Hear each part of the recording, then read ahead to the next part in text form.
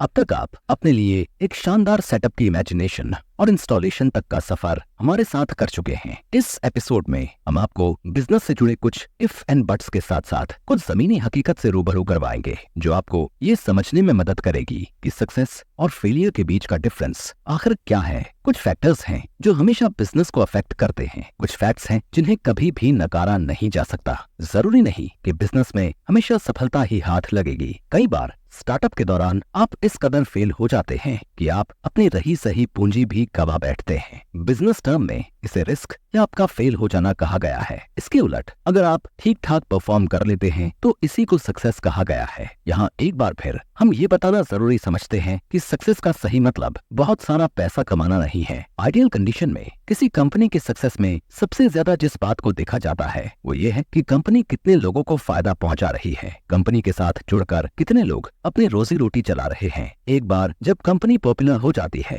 तो लोग उसी के जरिए अपने जीवन का रास्ता चुनने लगते हैं। सच्ची सफलता वही है कि आप एक ऐसा ब्रांड बने जिस पर लोग कस्टमर, सप्लायर और एम्प्लॉयर के रूप में भरोसा करने लगे। इस भरोसे का होना और ना होना ही बिजनेस की सक्सेस और फेल होने का सही पैमाना है। प्रोडक्ट लॉन्चिंग एक और महत्वपूर्ण फैक्टर है जिसे नजरअंदाज नहीं किया जा सकता। बिजनेस में सक्सेस अचीव करने के लिए सही प्रोडक्ट का चुनाव और उसकी प्रॉपर लॉन्चिंग एक छोटे बच्चे की परवरिश करने जैसा है। इसमें कहीं भी गलती की गुंजाइश नहीं है। एक छोटी सी गलती सब कुछ खत्म करने के लिए काफी है। ऐसे में प्रोडक्ट का चुनाव, प्रोडक्ट की लॉन्चिंग, उसकी मार्केटिंग, हर चीज पर आपकी पैनी नजर होना बेहद जरूरी है। मौजूदा हालात में प्रोडक्ट मार्केटिंग सबसे महत्वपूर्ण पॉइंट में शामिल है, क्योंकि कितना भी अच्छा प्रोडक्ट हो, यदि उसकी सही मार्केटिंग नहीं की गई तो बाजार में वो रिस्पॉन्स कभी नहीं मिलेगा जिसकी आपने उम्मीद की है या जिसका हकदार आपका प्रोडक्ट है। एक और फैक्टर जिसे डिस्कस किया जाना जरूरी है उसे स्पीड कहते हैं। बिजनेस में स्पीड का मतलब तेजी से काम करना नहीं है, बल्कि यहाँ स्पीड का मतलब काम को नए और एफिशिएंट तरीकों से खत्म करने के प्रति दिमाग लगाने से है। मतलब स्पीड काम की रफ्तार नहीं,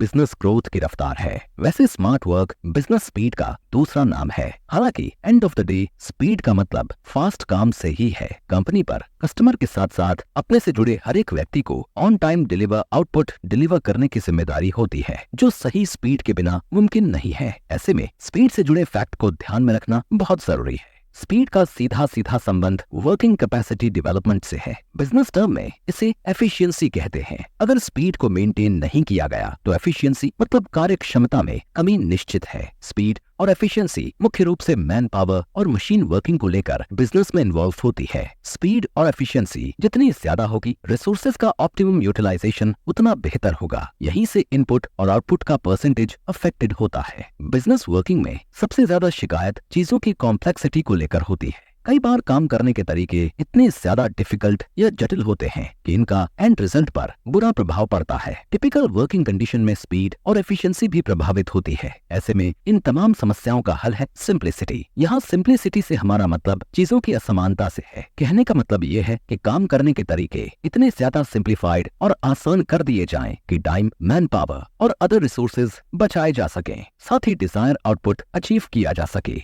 सिंप्लिसिटी एक बेहतरीन वर्किंग कल्चर डेवलप करने में भी मददगार होती है। कंपनी का प्राइमरी फोकस रिजल्ट प्राप्त करने के प्रति होता है। वो चाहती है कि वो कॉस्ट ऐड करें, इन्वेस्टमेंट करें, टाइम लगाएं, पैसा लगाएं और ज्यादा से ज्यादा प्रॉफिट कमाएं। लेकिन इस पूरी प्रक्रिया को सिंप्लीफाई करना बेहद जरूरी है। सिंप्लिसिटी किसी कंपनी की बनावट, उसके रूल्स रेगुलेशन, उसके प्रोसेस और समस्याओं को हल करने के तरीके में होनी चाहिए, खासकर जब ऑर्गेनाइजेशन काफी बड़ी हो। बिजनेस में ग्रोथ के लिए सबसे ज्यादा जरूरी है क्लियर विजन एंड स्ट्रेटजी। हमेशा सोचिए आप अपने बिजनेस प्रॉब्लम्स को किस तरह से हल कर सकते हैं। अगर आपके पास अपने बिजनेस को लेकर क्लियर विजन और स्ट्रेटजी नहीं होगी तो शायद आप कभी भी सही निर्णय नहीं ले पाएंगे। बिजनेस को लेकर आपकी सोच एकदम क्लियर होनी चाहिए। आप क्या करना चाहते हैं, क्यों करना चाहते हैं और इसके परिणाम क्या हो सकते हैं, इसका कैलकुलेशन आपके माइंड में पहले से होना चाहिए। सक्सेस के साथ साथ बिजनेस में फेल हो जाने की कंडीशन में भी आपके दिमाग में तमाम तरह के निर्णय करने की क्षमता होनी चाहिए। समय के साथ साथ